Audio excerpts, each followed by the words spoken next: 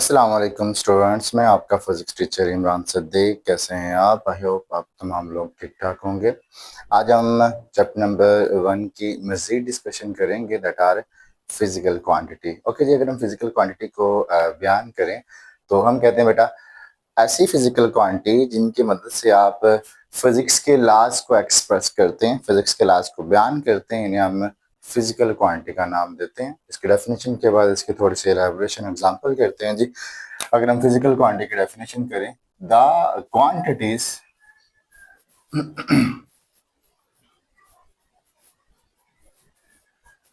in terms of which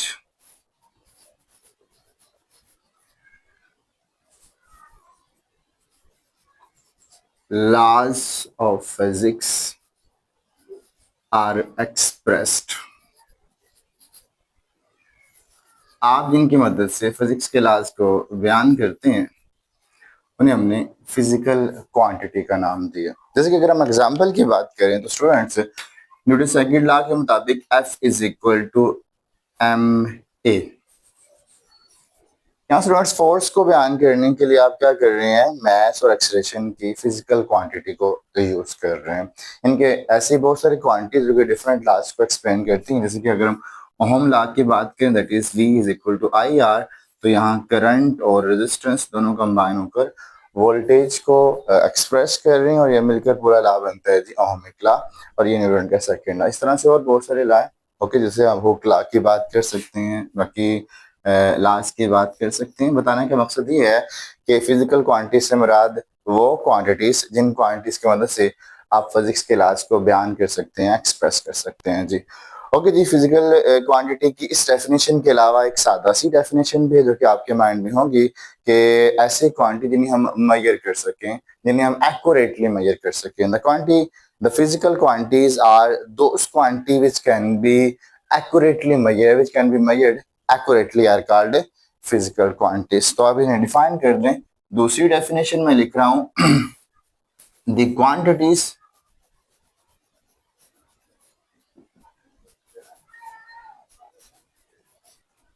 that can be measured accurately, जिन्हें हम accurately measure कर सकें स्टूडेंट्स, उन्हें हमने फिजिकल क्वांटिटीज का नाम दिया होगा। ओके जी, एक्यूरेटली मेजरमेंट के लिए अगर हम उनकी एग्जांपल की बात करें कि फिजिकल क्वांटिटी में हमारे पास कौन कौन सी एग्जांपल्स आती है, तो स्टूडेंट्स हमारे पास यहाँ मच मोर एग्जांपल है, जिसमें हम कहते हैं जी length, mass, time, amount of substance है, टेम्परेचर है, एरिया है, वॉल्यूम है, डेंसिटी है, टार्क है, मोमेंटम है। हमारे पास और बहुत सारी क्वांटिटी जिन्हें हम फिजिकल क्वांटिटी का नाम दे रहे हैं। ओके स्टूडेंट्स, अब यहाँ एक और टर्म, ठीक है, बुक से थोड़ा बियॉन्ड हम जा रहे हैं कि इन्हें हम सिर्फ क्वांटिटी ही क्यों नहीं कह सकते, फिजिकल क्वांटिटी का क्यों नाम दिया। देखिए स्टूडेंट्स, हमने कहा कि जिन क्वांटिटीज को हम मेजर कर सके, जिन क्वांटिटीज को हम मेजर कर सके। अगर हम यहाँ सोचेंगे कौन सी क्वांटिटीज हम मेजर नहीं कर सकते, ओके, तो बेटा feeling, emotions, anger, happiness, love, sadness cannot be measured. So these quantities are not physical quantities. Only those quantities are named physical quantities which can be measured accurately, जिन्हें हम measure कर सके। अगर हम फीलिंग की बात करें, इमोशंस की बात करें, इन फीलिंग और इमोशन को आप measure नहीं कर सके। हमें नहीं पता कि हमें किसी पर्सन पर कितना गुस्सा आया, कि हम या किसी इवेंट से हमें कितनी कोई खुशी मिली। We cannot express that happiness or anger in terms of numerical value। आप numerically आप इन्हें express नहीं कर सकते, तो इसलिए आज हमने कहा कि physical quantity only वो quantities हैं जिन्हें आप क्या करें, measure कर सकते, जिनकी आप पैमाइश कर सकें। ओके स्टूडेंट्स, इसके अलावा अगर आप फिजिकल क्वांटिटी की मजीद डिवीजन की बात करें, तो आप फिजिकल क्वांटिटीज को मजीद दो डिवीजन में, दो क्लासेस में डिवाइड कर सकते हैं। अब हम यहाँ फिजिकल क्वांटिटी को मजीद डिवाइड करेंगे जी। Physical quantity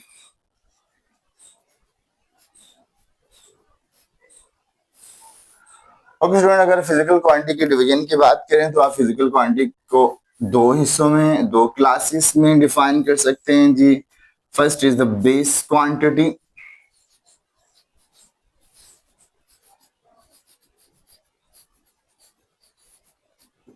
and second is the derived quantity.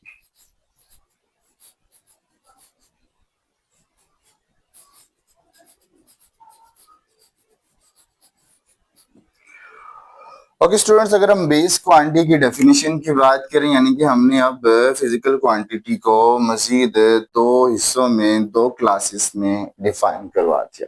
And in this way, we are going to understand the term base quantity. Okay students, ऐसी बेस क्वांटिटीज ऐसी फिजिकल क्वांटिटी है जिन क्वांटिटीज की मदद से आप दूसरी क्वांटिटी को डिफाइन करते हैं, या अगर हम इनकी मजीद एक सिंपल सी डेफिनेशन की बात करें तो हम कहते हैं बेस क्वांटिटीज ऐसी क्वांटिटी है जिनकी अपनी पहचान खुद की है, यानी कि इनको बयान करने के लिए किसी दूसरी क्वांटिटी की जरूरत नहीं है. इनकी अपनी डेफिनेशन है जिनके जरिए, हाँ, आप इनके जरिए बाकी क्वांटिटीज को बयान तो कर सकते हैं, मगर इन क्वांटिटीज को बयान करने के लिए आप किसी दूसरी क्वांटिटी की हेल्प नहीं लेंगे. तो हम कहेंगे the quantities which are not derived from the other quantities, या आप यूं भी कह सकते हैं जी the quantities in terms of which other physical quantities are expressed are called base quantities, जिनकी अपनी पहचान है और इनके जरिए आप बाकी क्वांटिटीज को डिफाइन करते हैं. इन्हें हमने क्या नाम दिया है जी? बेस क्वांटिटी का नाम दिया है. आप बेस क्वांटिटी को डिफाइन कर सकते हैं the quantities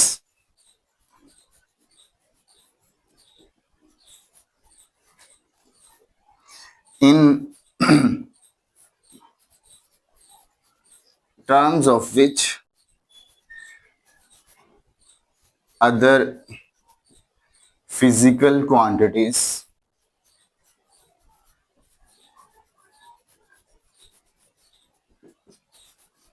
are expressed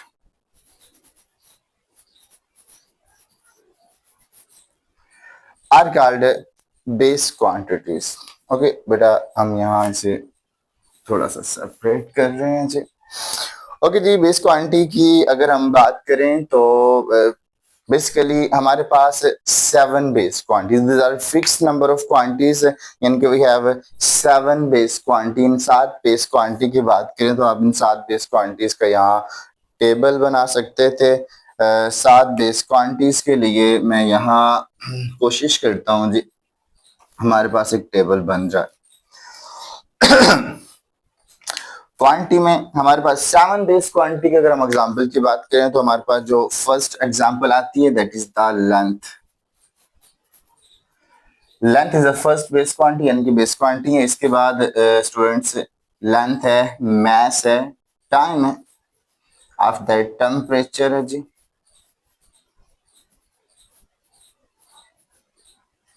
इसके अलावा इलेक्ट्रिक करंट, या इसे आप इन शॉर्ट यहाँ मैं करंट कह रहा हूँ, लेकिन इसका जो पूरा नाम है आपने लिखना है इलेक्ट्रिक करंट. इलेक्ट्रिक करंट के बाद अमाउंट ऑफ सब्सटेंस है, अमाउंट ऑफ सब्सटेंस है. अमाउंट ऑफ सब्सटेंस के बाद यहाँ जो मजीद आखिरी यूनिट आएगा that is the intensity of light या light intensity.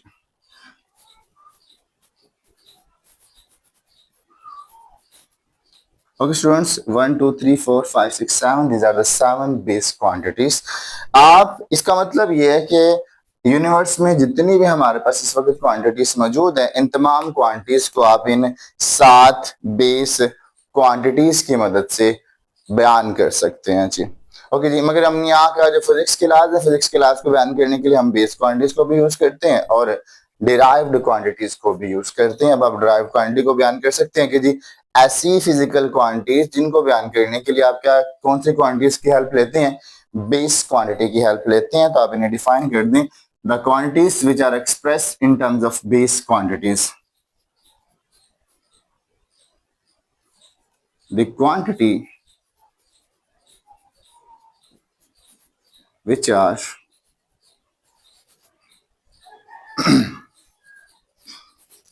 expressed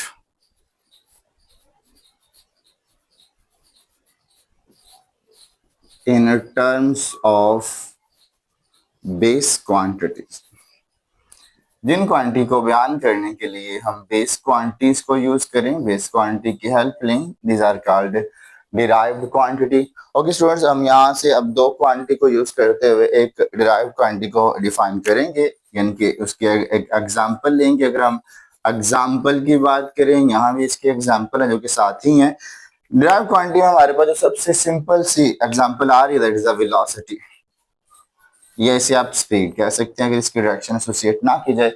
velocity can be expressed with the help of length, जिसे हम यहाँ डिस्प्लेसमेंट का नाम देंगे, डिस्प्लेसमेंट एंड टाइम।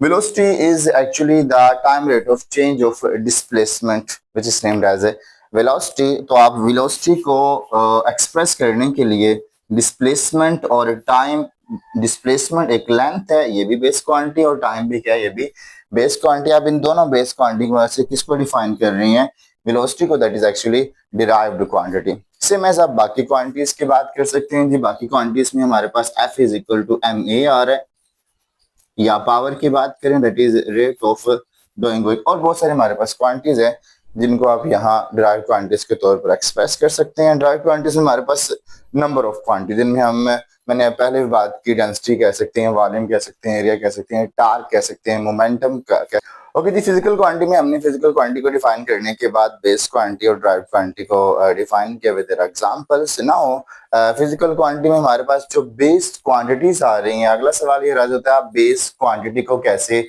मेजर कर सकते हैं। रीजन क्या, बेस क्वांटिटी को हम एक स्टैंडर्ड के तौर पर ले रहे हैं। तो जो नेक्स्ट क्वेश्चन राइज होता है that is how base quantity can be express. तो हम यहाँ लिख रहे हैं how base quantity is measured, how a base quantity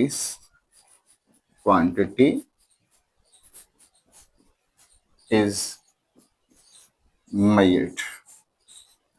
हम बेस क्वांटिटी को कैसे मेजर कर सकते हैं, अब ये हमारे पास सवाल है, जिस सवाल को हम डिटेल आंसर यहां समझेंगे। ओके स्टूडेंट्स, बेस क्वांटिटी को मेजर करने के लिए हमारे पास दो स्टेप्स हैं, दो पॉइंट्स कह सकते हैं। अगर हम पहले स्टेप की बात करें, first step is the choice of standard.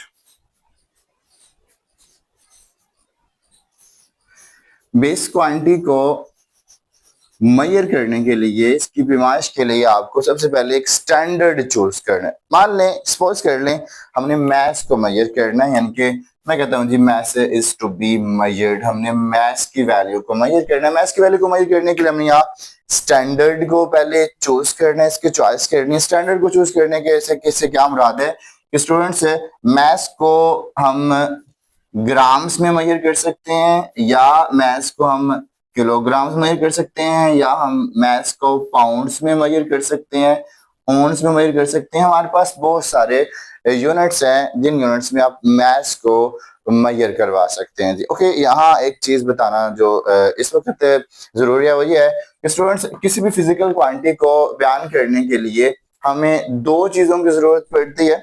दो चीजों में हमारे पास एक मैग्नीट्यूड और दूसरा उसका क्या है जी, यूनिट है, जिसको हम बेसिकली यहाँ यूज करें। तो मैं स्टेप बाय स्टेप इसको यहाँ बता रहा हूँ जी कि किसी भी क्वांटिटी को बयान करने के लिए हमारे पास दो चीजों की जरूरत पड़ती है। अगर हम यहाँ लिखें तो सपोज दैट आप मैथ्स को या लेंथ को मेजर करते हैं जी।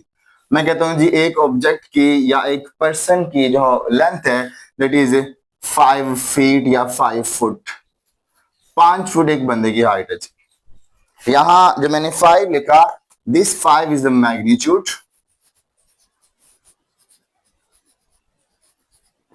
And foot is the unit. Okay जी, 5 फुट, यानी कि हमें फुट एक्चुअली सेंस दे रहा है कि आपने लेंथ को किस यूनिट में मेजर किया। अगर मैं यहाँ लिख दूं कि एक बंदे की हाइट भाई 5 सेंटीमीटर है, that is not acceptable. Okay जी, मगर 7 यूनिट लगाना लाजमी है। अगर आप किसी भी वैल्यू, अगर 5-4 वैल्यूज की बात, 4-5 वैल्यूज की बात कर लें कि हमने लेंथ को मेजर करना है, हमने मैथ्स को मेजर करना है, हमने टाइम को मेजर करना है, और अगर मैं इन तमाम की वैल्यू से हम लेता हूँ कि लेंथ की वैल्यू 5 है, मैथ्स की वैल्यू और टाइम की वैल्यू भी 5 है। अगर मुझसे कोई पूछता है कि sir what is the value of maths, तो मैं कहता हूँ 5। अगला स्टूडेंट पूछता sir what is the value of time at this, तो मैं कहता हूँ जी 5। तो दिस इज नॉट एक्सेप्टेबल कि इसका कोई मीनिंग नहीं बन रहा। तो इसको मीनिंगफुल बनाने के लिए क्या करेंगे कि मैं कहूंगा स्टूडेंट्स कि 5 आवर्स 5 घंटे गुजर चुके हैं, या मैं ये कहूंगा जी 5 मिनट गुजर चुके हैं, या 5 सेकंड गुजर चुके हैं। यानी कि आप मैग्नीट्यूड के साथ साथ यूनिट लाजमी मेंशन करेंगे अगर आप यूनिट की कंप्लीट सेंस रखना चाह रहे हैं। इसके बाद अगर हम मैथ्स की बात करें कि हम कहते हैं जी अगर मैं इस मार्कर की बात करूं तो सपोज दैट इस मार्कर का mass 5 gram, that is acceptable.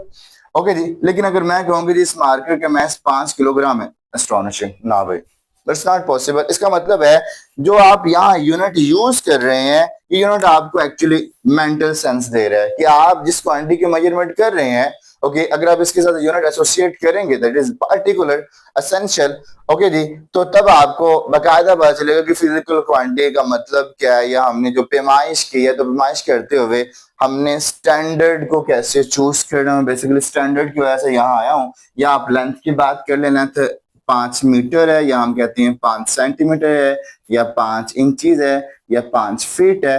Okay जी, there are numerous way to express physical quantity, लेकिन किसी भी ऑब्जेक्ट के लिहाज से आप उसका एक स्टैंडर्ड चूज करेंगे।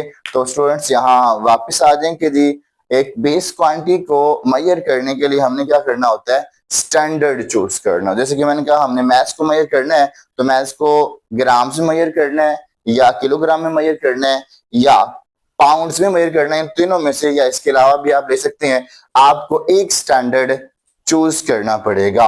ओके जी, पहली चॉइस ये होगी कि आपने स्टैंडर्ड कैसे चूज करना है। आफ्टर दैट सेकंड थिंग की बात करता हूं जी कि चॉइस ऑफ स्टैंडर्ड के बाद मैं इस चीज को इरेज कर रहा हूं जी।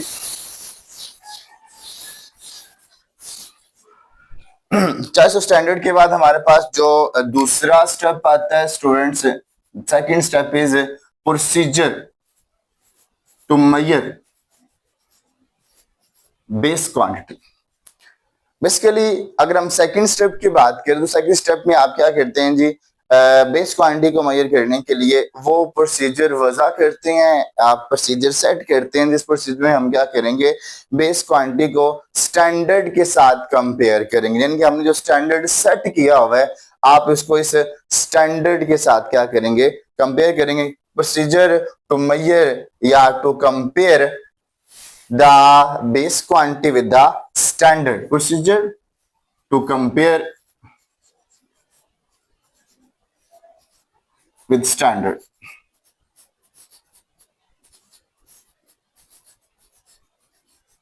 स्टैंडर्ड के साथ कंपेयर करने का प्रोसीजर। ओके जी, इससे मुराद ये है कि सपोज दैट मैंने यहाँ किलोग्राम को एक स्टैंडर्ड के तौर पर चूज किया। ओके जी, आमतौर पर ये इसका ऐसा यूनिट है ओके जिसको हम आगे डिस्कस करने वाले हैं, बट आप ग्राम भी ले सकते हैं, पाउंड्स में ले सकते हैं जी। मैंने इस वक्त ग्राम्स को चूज किया जी। ओके जी, आपने मैथ्स को मेजर करने के लिए हम कहते हैं जी जो दुकानदार है वो क्या करता है जी, स्प्रिंग बैलेंस या ये बैलेंस यूज करता है। ओके जी, बैलेंस यूज करते हैं। हमने क्या किया जी, सपोज दैट हमने किसी भी चीज को मेजर करना है, दुकानदार ने तो क्या करेगा, यानी कि हमने राइस को मेजर करना है तो यहाँ राइस डालेगा और साथ वो यहाँ 1 किलो का बाट रखेगा 1 kg का। ओके जी, और इसमें वो क्या करेगा, इसकी पैमाइश करने के लिए इसमें डालेगा। जब ये दोनों आपस में बराबर नहीं आ जाते जब तक, तो वो क्या करेगा, वो इसमें इस चीज को अंडेलता जाएगा। जब दोनों बराबर हो जाएंगे तो हम कहेंगे एक्चुअली क्या किया जा रहा है, इसको इसके साथ कंपेयर किया जा रहा है, इसको इसके साथ कंपेयर किया जा रहा है। That is the procedure of procedure to measure with the standard. या हम कहते हैं कि जी हमारे पास जो मैस है दैट इज 5 किलोग्राम। इसका मतलब है कि जो मैस की वैल्यू है वो यूनिट का 5 गुना है या यूनिट का 50 गुना। अगर हमारे पास मैस कितने जी 50 किलोग्राम, तो हमने एक स्टैंडर्ड वजह करना है जी। अगली बात मजीद सिंपल सी बात सुन लें students, standard I mean procedure आपने बताना है कि जी किसी भी क्वांटिटी को मेजर करने के लिए हमने एक प्रोसीजर बताना जी। आप जानते हैं स्टूडेंट्स कि अगर मैथ्स को मेजर करना चाह रहे हैं तो इसके लिए प्रोसीजर और है, अगर आप टाइम को मेजर करना चाह रहे हैं तो आप इसी बैलेंस को यूज नहीं कर सकते। आप इस बैलेंस को सिर्फ मैथ्स को मेजर करने के लिए यूज कर सकते हैं, आप डिजिटल बैलेंस यूज करेंगे, या मैथ्स को मेजर करने के हमारे पास और बहुत सारे प्रोसीजर हैं। अगर मैं यहाँ दो थोड़ी सी बात कहूँ कि एक तो हमारे पास डिजिटल बैलेंस, ओके जी, एक हमारे पास है डेंसिटी वॉल्यूम मेथड। ओके जी, ये एक हमारे पास फ्रिक्शनल मेथड है। हमारे पास बहुत सारे मेथड्स हैं मैथ्स को मेजर करने की, जो कि सेकंड स्टेप में फॉल करते हैं कि हमने वो प्रोसीजर बताना है। ओके जी, जिस प्रोसीजर में हमने किसी भी क्वांटिटी को मेजर करना है जी। डेंसिटी वॉल्यूम मेथड तब यूज होता है जब आपके पास स्प्रिंग बैलेंस मौजूद नहीं, कोई ऐसी चीज मौजूद नहीं है जिसके जरिए आप डायरेक्टली पैमाइश कर सकें। लेकिन अगर आपको ऑब्जेक्ट की डेंसिटी का पता है और उसके वॉल्यूम का पता है, तो हम क्या कहते हैं कि जी डेंसिटी का फार्मूला होता है मास पर यूनिट वॉल्यूम, या वॉल्यूम को डेंसिटी के साथ स्टूडेंट्स मल्टीप्लाई करें तो आपको मास की वैल्यू आ जाएगी। That the procedure. ओके जी, इस तरह से और बहुत सारे तरीके हैं। जैसे मैं टाइम की बात कर रहा था, टाइम को आप इसी प्रोसीजर से मेजर नहीं कर सकते, उसके लिए आप अलग प्रोसीजर को डिफाइन करेंगे। सेम एज लेंथ के लिए आप अलग प्रोसीजर क्या करेंगे, डिफाइन करेंगे। This is about the how we can measure the base quantity